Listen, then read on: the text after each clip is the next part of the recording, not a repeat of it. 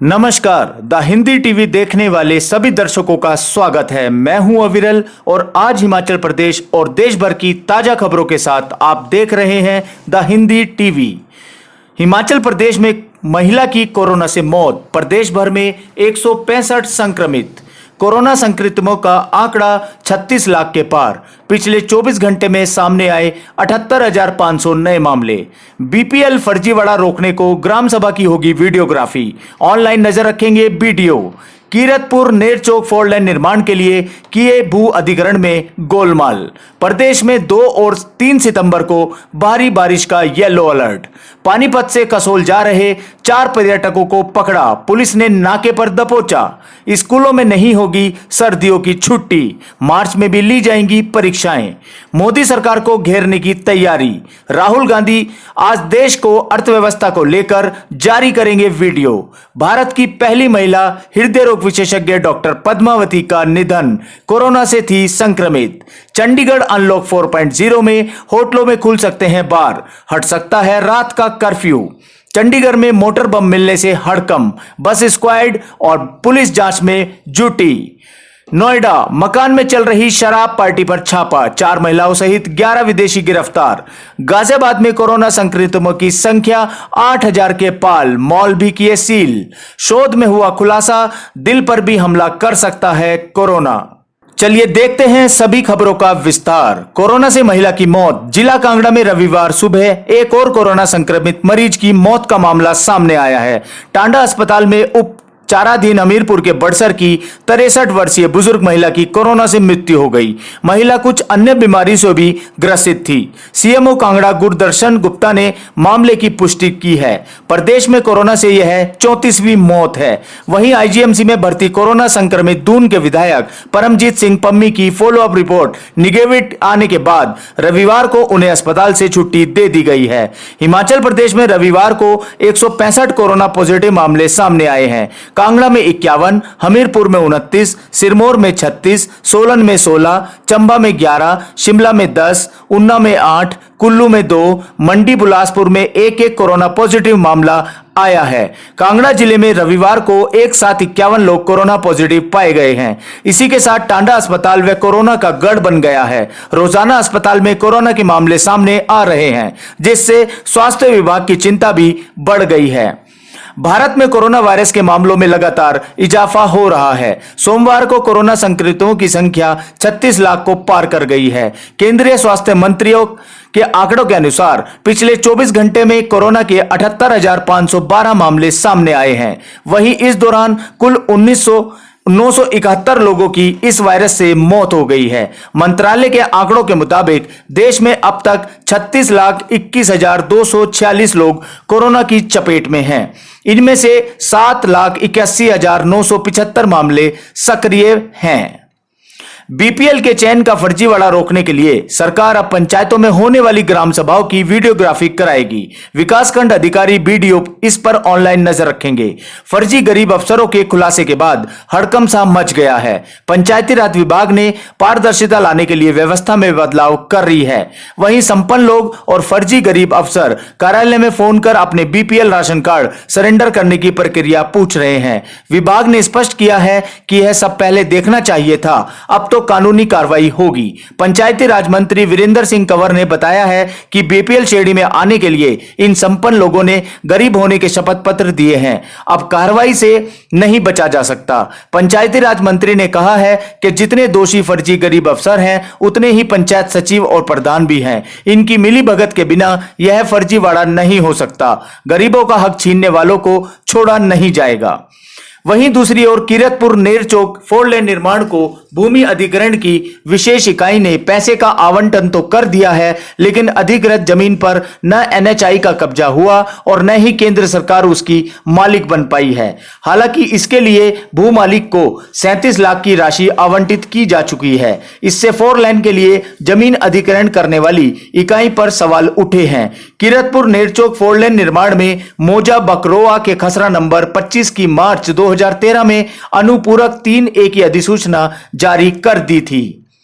प्रदेश में 5 सितंबर तक मौसम खराब रहने के आसार हैं। मौसम विभाग केंद्र शिमला ने 2 और 3 सितंबर के लिए भारी बारिश का येलो अलर्ट जारी किया है। बिलासपुर, हमीरपुर, कांगड़ा, सिरमौर, मंडी और सोलन जिले में भारी बारिश और तूफान की चेतावनी दी है। वहीं राज्य के विभिन्न क्षेत्रों में बारिश के कारण अब भी दर्जनों सड़कें और संपर्क मार्ग बंद हैं। राजधानी शिमला सहित आसपास के क्षेत्रों में रविवार को भी झमाझम बारिश हुई। प्रदेश में सबसे कम न्यूनतम तापमान केलांग में 10, जबकि उन्ना में सबसे अधिक तापमान 34 डिग्री सेल्सियस दर्ज किया है। कोरोना काल में कुल्लू पुलिस बैरियर पर कड़ी नजर रख रही है। इस दौरान चोरी छिपे जिले में प्रवेश करने वालों पर पुलिस सख्त कार्रवाई अमल में ला रही है। पुलिस ने रोपा बैरियर पर पानीपत से आए 4 पर्यटकों को बिना कोविड टेस्ट रिपोर्ट के पकड़ा है। ये सभी पार्वती घाटी के कसोल जा रहे थे। पुलिस के अनुसार उनका एक दल रोपा पर चेकिंग कर रहा था। इस दौरान पानीपत से आए 4 पर्यटकों को पूछताछ के लिए रोका गया। पूछताछ पर पर्यटकों ने बताया कि वे पानीपत से आए हैं। पुलिस ने उन्हें कोविड टेस्ट रिपोर्ट दिखाने को कहा, लेकिन वे रिपोर्ट पेश नहीं कर सके। गहन पूछताछ पर पुलिस ने पाया कि सभी पार्वती घाटी के कसोल जा रहे थे। कसोल को मिनी स्विट्जरलैंड भी कहा जाता है। उल्लेखनीय है कि इससे पहले भी पुलिस बाहरी राज्यों के कई लोगों पर चोरी छिपे और अधूरे दस्तावेजों के साथ प्रवेश के लिए मामले दर्ज कर चुकी है। वहीं दूसरी ओर हिमाचल के स्कूलों में इस बार सर्दियों की छुट्टी नहीं होगी। मार्च में शीतकालीन और ग्रीष्मकालीन दोनों स्कूलों की परीक्षाएं ली जाएंगी। कोरोना संकट के चलते शैक्षणिक सत्र 2020-21 के कोटे की सभी छुट्टियां समाप्त हो चुकी हैं। ऐसे में शिक्षा विभाग ने जनवरी और फरवरी में भी पढ़ाई जारी रखने का फैसला लिया है। उधर केंद्र सरकार ने जारी हुई अनलॉक 4 की गाइडलाइन के अनुसार 9वीं से 12वीं कक्षा के विद्यार्थियों को 21 सितंबर से स्कूलों में बुलाने को हरी झंडी मिल गई है। केंद्र ने अभिभावकों के सहमति पत्र पर बच्चों को शिक्षकों से गाइडलाइंस देने के लिए स्कूलों में भेजने को मंजूरी दी है। केंद्र ने अंतिम फैसला राज्य सरकारों पर छोड़ा है। ऐसे में अब सरकार 4 सितंबर को प्रस्तावित मंत्रिमंडल बैठक में इस पर फैसला लेगी। 2020 में हुए कुल मानसून वर्षा 1901 के बाद इस अवधि के दौरान 11वीं सबसे अधिक वर्षा है। हालांकि जब दीर्घावधि के वर्षा के आंकड़ों पर नजर दौड़ाई जाती है तो 2020 में हुई वर्षा एक अच्छा परिणाम दिखाती है। भारत में 1950 से ही धीरे धीरे मानसून में होने वाली बारिश घट रही है। इस दौरान होने वाली वर्षा बहुत कम रही है, क्योंकि अधिकतर बारिश के एक छोटी अवधि के लिए 2011 में हुए भारी बारिश और 1901 के बाद सबसे अधिक वर्षा हुई है। राहुल गांधी ने 31 अगस्त को देश की अर्थव्यवस्था के मुद्दे पर वीडियो जारी कर मोदी सरकार को घेरने की तैयारी कर ली है। इस वीडियो के माध्यम से राहुल गांधी देश को बताएंगे कि आखिर कैसे मोदी सरकार ने अर्थव्यवस्था को नुकसान पहुंचाया है। उन्होंने खुद ट्वीट कर इसकी जानकारी दी है। भारत की पहली महिला कार्डियोलॉजिस्ट हृदय रोग विशेषज्ञ डॉक्टर SI पद्मावती का 103 साल की उम्र में कोविड-19 के कारण शनिवार को निधन हो गया। उन्हें नेशनल हार्ट इंस्टीट्यूट NHI में 11 दिन पहले भर्ती कराया गया था। अस्पताल के CEO डॉक्टर OP यादव ने कहा है कि डॉक्टर पद्मावती के दोनों फेफड़ों में गंभीर संक्रमण हो गया था, जिसके कारण उनका निधन हो गया है। डॉक्टर पद्मावती का अंतिम संस्कार पश्चिमी दिल्ली के पंजाबी बाग शमशान घाट में किया गया। महान हृदय रोग विशेषज्ञ ने अपने आखिरी दिनों तक एक सक्रिय और स्वस्थ जीवन जिया। 2015 के अंत तक वे दिन में 12 घंटे और हफ्ते में 5 दिन NHI में काम करती थी। 1951 में उन्होंने NHI की स्थापना की। उनके योगदान के कारण ही उन्हें गॉड मदर ऑफ कार्डियोलॉजिस्ट की उपाधि दी गई थी। केंद्र सरकार ने शनिवार को अनलॉक 4.0 के दिए दिशा निर्देश जारी कर दिए हैं। अनलॉक के चौथे चरण में चंडीगढ़ प्रशासन भी अपने स्तर पर शहर वासियों को कई तरह की रियायतें दे सकता है। सूत्रों से मिले जानकारी के अनुसार यूटी प्रशासन होटल व रेस्टोरेंट के में बार खोलने की इजाजत दे सकता है। इसके अलावा रात के कर्फ्यू को भी हटाने पर विचार चल रहा है। हालांकि इस पर आखिरी फैसला सोमवार को प्रशासक VP सिंह बदनौर के साथ होने वाली बैठक में लिया जाएगा। लॉन्ग रूट पर बंद की गई सीटीयू बसों को अनलॉक 4.0 में फिर से चलाया जा सकता है। कोरोना के बढ़ते मामलों को देखते हुए सीटीयू ने 2 दिन लॉन्ग रूट पर बसें चलाने के बाद इस सर्विस को बंद कर दिया है। केंद्र सरकार के दिशा निर्देशों के अनुसार 21 सितंबर से ओपन एयर थिएटर को खोलने की भी अनुमति होगी। स्कूल, कॉलेज, शैक्षिक और कोचिंग संस्थान छात्रों के लिए 30 सितंबर तक नियमित कक्षा गतिविधि के लिए बंद रहेंगे। मक्खन माजरा स्थित शमशान घाट के पास रविवार को एक मोटर के मिलने से हड़कंप मच गया। सूचना पर तुरंत ऑपरेशन सेल और बम निरोधक दस्ता मौके पर पहुंच गया और इलाके को चारों तरफ से सील कर दिया।